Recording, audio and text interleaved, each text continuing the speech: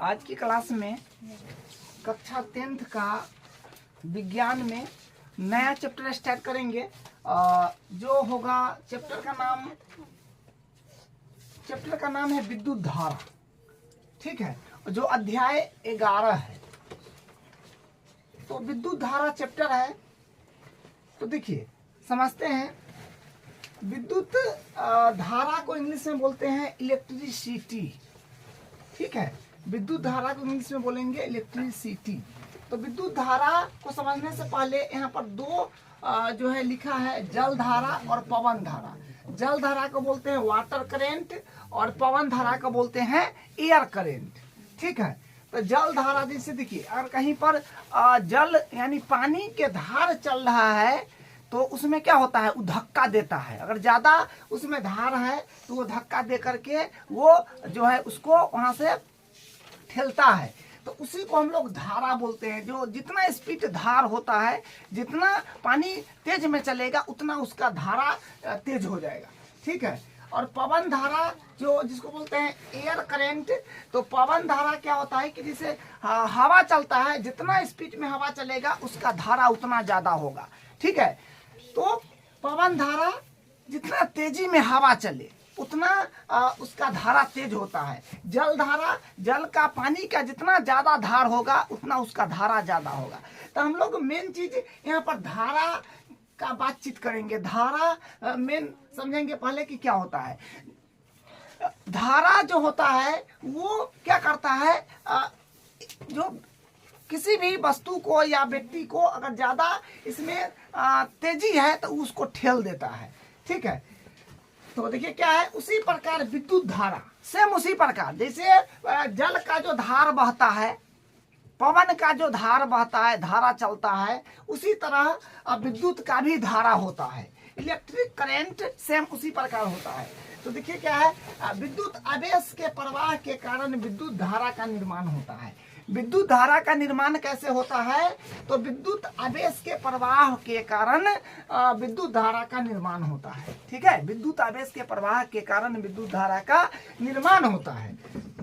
उसके बाद देखिए, विद्युत धारा का प्रवाह विद्युत के चालक से होता है। हाँ, तो विद्युत धारा का प्रवाह कैसे होता है, तो विद्युत धारा का प्रवाह जो है विद्युत के चालक से होता है।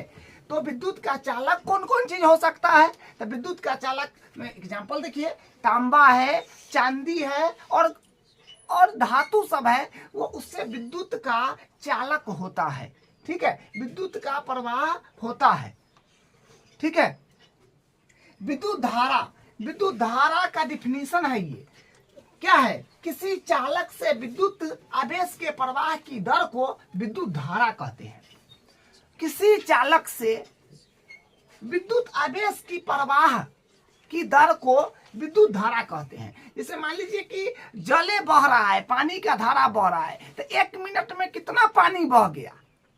सेम उसी प्रकार किसी चालक से विद्युत आवेश, चालक क्या हो सकता है, तांबा हो सकता है, चांदी हो सकता है, कोई धातु हो सकता है, उससे जो धारा बह रहा है, विद्युत आवेश के प्रवाह हो रहा है, वो 1 मिनट में कितना हो रहा है या फिर 1 सेकेंड में कितना हो रहा है। ठीक है, तो वही बात है। तो विद्युत धारा का डिफिनीशन ये है कि किसी चालक से विद्युत आवेश के प्रवाह की दर को विद्युत धारा कहते हैं। इसको आपको ध्यान रखना है। एग्जाम में पूछेगा कि विद्युत धारा क्या है, तो आपको ये लिखना पड़ेगा, किसी चालक से विद्युत आवेश के प्रवाह की दर को विद्युत धारा कहते हैं। अब देखिए, आवेश पदार्थ का मूलभूत गुणधर्म है। आवेश जो है पदार्थ का मूलभूत गुणधर्म है। पदार्थ बना है परमाणुओं से और परमाणु में आवेश होता है। देखिए आपको एक बात बताते हैं। देखिए, पूरे ब्रह्मांड बना हुआ है, या जितना चीज आप यहाँ देख रहे हैं, बोर्ड है, मार्कर है, मोबाइल है, ट्यूब है, जितना चीज है, हम हैं, दुनिया में जो वस्तु है, जो सामान है, सब बना हुआ है पदार्थ से। और पदार्थ में परमाणु होता है और परमाणु में आवेश होता है। ठीक है, एक समान आवेश प्रतिकर्षित होते हैं, वह विपरीत आवेश आकर्षित होते हैं। अगर एक समान आवेश है तो वो प्रतिकर्षित करेगा।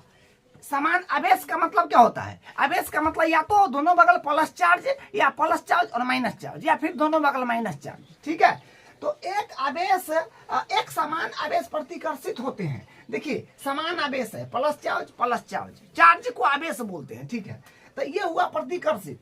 और यहाँ देखिए प्लस से माइनस, तो ये हो गया आकर्षित। प्लस से माइनस होगा आकर्षित करेगा, और दोनों पल से रहेगा प्रतिकर्षित करेगा, आकर्षित वो खींचेगा नहीं अपने पास। तो एक समान आवेश प्रतिकर्षित होते हैं, वो विपरीत आवेश आकर्षित होते हैं। यहाँ पर ये जो बना हुआ है, ये यहाँ पर नाभिक है। नाभिक में प्रोटॉन और न्यूट्रॉन होता है, उसके चारों तरफ इलेक्ट्रॉन चक्कर लगाते हैं।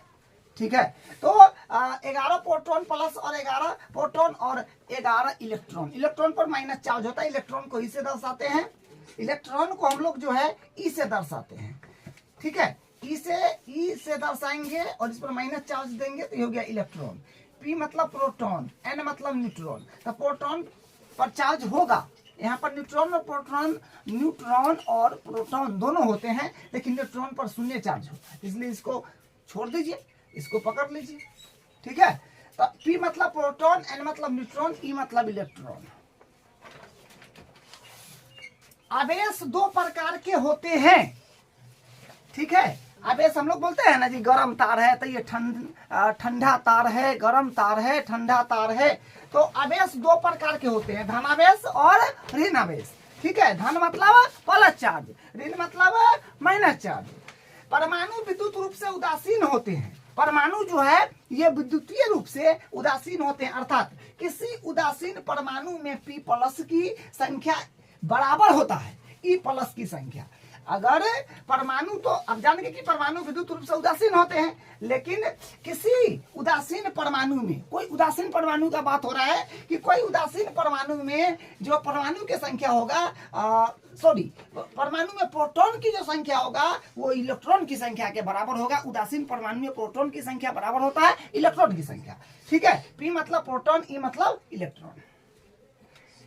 हाँ, धातु के बाहर के इलेक्ट्रॉन, इलेक्ट्रॉन को सिंबल होता है ई माइनस पर चार्ज है।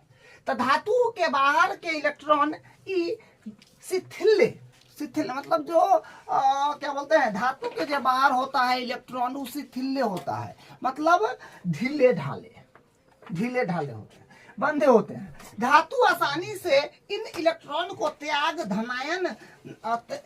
कर धायन बनाते हैं, और धातु से निकले ये इलेक्ट्रॉन ही, मतलब धातु से जो इलेक्ट्रॉन निकलते हैं ना, ये इलेक्ट्रॉन ही विद्युत धारा का प्रवाह कराते हैं। धातु से जो इलेक्ट्रॉन निकलता है वही विद्युत धारा का प्रवाह कराता है।